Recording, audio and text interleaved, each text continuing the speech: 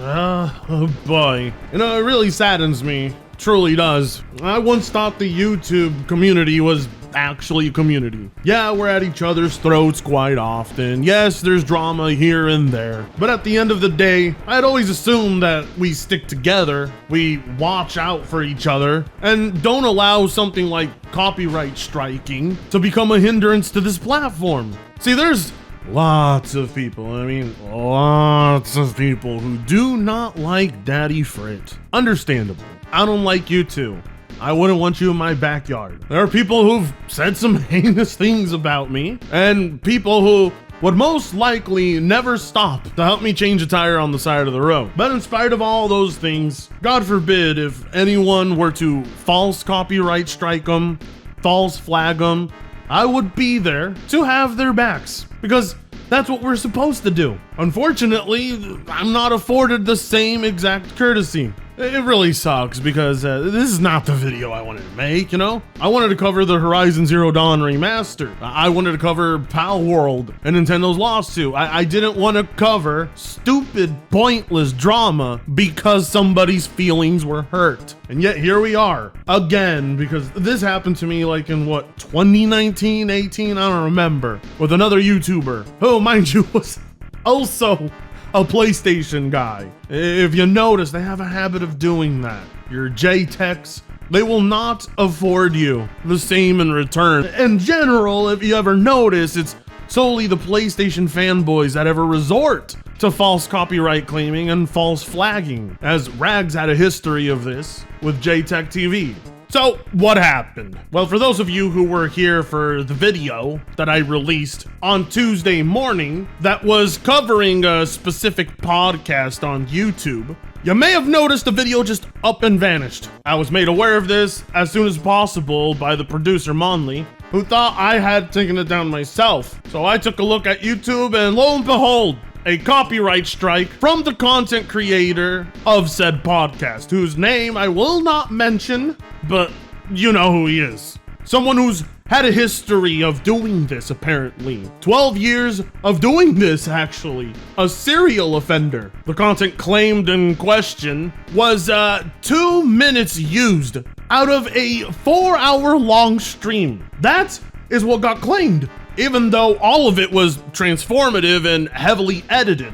And by the way, I'm not sure why the owner of the channel, BG, actually took down the video. I don't understand why he would be upset. That video was merely a reaction and commentary provided towards the meltdown another member of that podcast had towards the host. It wasn't an attack on the host. It wasn't personal. Hell, he had it uploaded on his own channel, but of course, because it's me and my mere presence makes these guys piss themselves, he decided to submit a false copyright claim and got the video taken down. And now I have a strike on my channel. That's right. If you guys don't know, people can just do this. People can just copyright strike your channel and it will be removed by default, which you have 90 days to dispute. After those 90 days are up, your strike is removed. So you can ignore it or you can file an appeal, which gives the owner a total of 10 days to respond to. And if they don't, the video gets reinstated. If they do decide to respond, then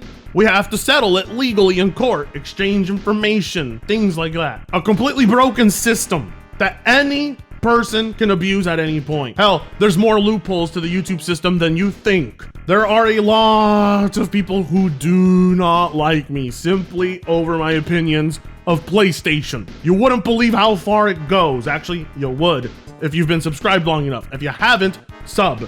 And during my time, I have had PlayStation fanboy accounts catfishing as women, submitting a takedown request of a video I had that featured that person's face for more than like 5 seconds, even though it wasn't the face of the actual person filing the complaint. And just like that, YouTube removed the video without questions, no hesitation, no option to appeal. If people want to mess with you, if they want to with you, it's really quite easy. It's like being able to just cut any person's telecommunications line outside of their house. That simple. It's never up to the person filing the takedown to prove anything. It's up to the person being struck to present all evidence against them. Now, as you can imagine, I'm quite upset, and maybe that makes BG happy knowing he did that. Congratulations. I do take it personal because, unlike you, I actually work on my content. I actually improve upon it.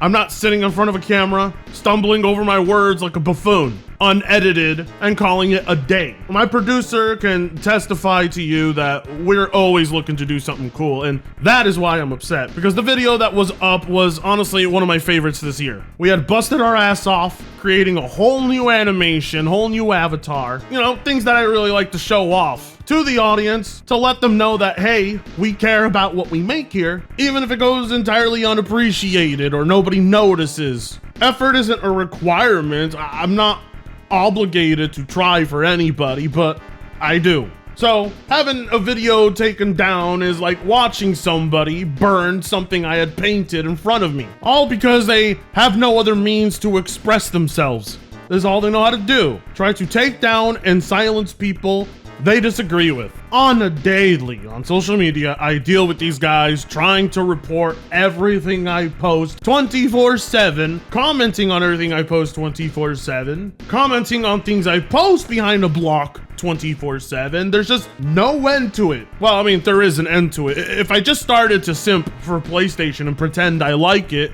they would all take my side. That is how this mob works. It's a group of mentally ill people with too much free time and too much free government money on their hands. Hell, you can practically hear their smoke detectors chirping in the background. But instead of changing their batteries, they try to change the lives of others dramatically by removing things they actually work for. Yeah, I know. WORK. Very scary words for the man who struck me. He didn't care if he was breaking terms of service. He didn't care if he was abusing fair use or copyright laws. He was gonna get what he wanted, satisfaction. Because if he actually talked to me, he knows I would make him look like an absolute moron. He wouldn't stand a chance. So this is the next best thing he can do. All over being unable to control his emotions. His feelings were hurt, his ego was bruised, and I didn't even really do much. That's the power and testament to Fratanga plays. So anyway, like any stupid proud criminal would do, he took to social media to, well, boast about it. Yeah, very, very smart. How genius is it to just flash your stolen piece on camera for everyone to see, huh? Yup, and I did with big old Kool-Aid smile on my face too, cuz. Don't use my content without my permission, weirdo, cuz. Fuck you thought this was, cuz. You thought I wouldn't do nothing like you did when your brother took your girl? Fuck out of here, cuz. I was gonna say big watermelon smile, but I mean, if you wanna go with Kool-Aid, that's fine too. They like chicken, watermelon, shrimp, and ribs. Now you know that's a racist ass joke, Vic. I don't understand. If you want to set yourself up for that joke, fine.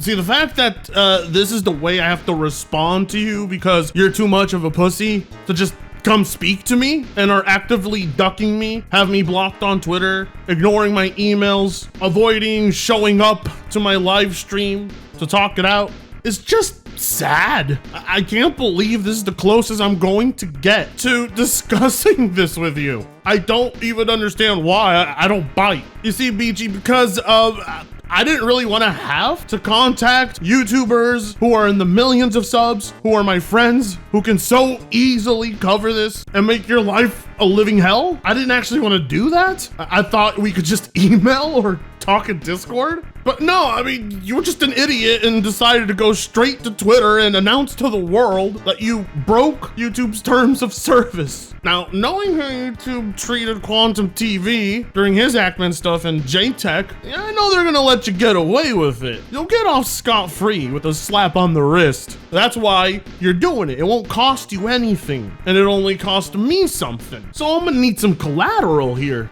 And I don't want money, I want pain. You see, BG, because I know my words can hit a whole lot harder than your fists. So think to yourself, if this is what I can do myself to your mind, imagine what will happen if all of YouTube came after you like you were the next Quantum TV. Now, of course, BG doesn't know that there's this thing called the Wayback Machine, but that doesn't even matter. I think the guy forgets that everybody could just pull out their phone and screen capture this. Not sure what the logic was behind it, but yeah, he ended up deleting that tweet like it was going to absolve anything. Right here, we have BG admitting to doing it maliciously. Of course, YouTube's gonna look at it and say, no problems here, we'll reinstate your video, but even though BG is breaking the rules, nothing's gonna happen to him. So this screenshot's completely pointless, but I want it to serve an example more than anything. This is the mentality of these PlayStation diehards. They will use the tools YouTube gives them like goddamn children. Tools that are there to actually protect their content are abused,